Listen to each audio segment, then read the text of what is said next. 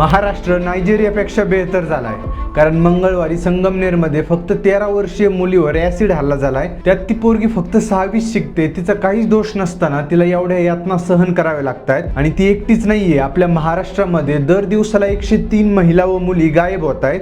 संगमनेरची ही घटना घडल्यानंतर सीएम फडणवीसांनी सभागृहात सांगितलं की गेल्या 2 वर्षात म्हणजे 2024-25 मध्ये 94,000च्या जवळपास महिला बेपत्ता झाल्यात व 23,000हून जास्त मुली सुद्धा बेपत्ता असल्याच्या केसेस रजिस्टर झाल्यात. म्हणजे आपला महाराष्ट्र मोठमोठ्या देशांच्या इकॉनॉमीला मागे टाकतोय, नवीन नवीन विक्रम करतोय, पण दुसरीकडे महिलांवर होणाऱ्या अत्याचारांच्या बाबतीत यूपी बिहार तर सोडाच, नायजेरिया, बांगलादेश अशा इनफेमस देशांना टक्कर देतोय. आता या गायब झालेल्या महिला मुली यांचं काय होतं, तर फडणवीसांच्या रिप्लायमध्ये सांगण्यात आलं की गेल्या 2 वर्षात ज्या 94,000 महिला गायब झाल्या होत्या त्यातील 72% शोधण्यात पोलिसांना यश आलंय व 23,000 मुलींमधल्या 80% मुली ट्रेस करण्यात आल्यात. ज्यातील सर्वात जास्त महिला किंवा मुली या मुंबईसारख्या मोठमोठ्या शहरामध्ये मिळाल्यात, ज्या की तस्करी, सोशल प्रेशर किंवा घरातील छोट्या मोठ्या भांडणामुळे बाहेर पडल्या होत्या. आता हा सर्व डेटा पाहिल्यानंतर लक्षात येतं की महाराष्ट्रामध्ये महिलांसाठी किंवा मुलींसाठी त्यांच्या प्रोटेक्शनसाठी फक्त कडक कायदे करूनच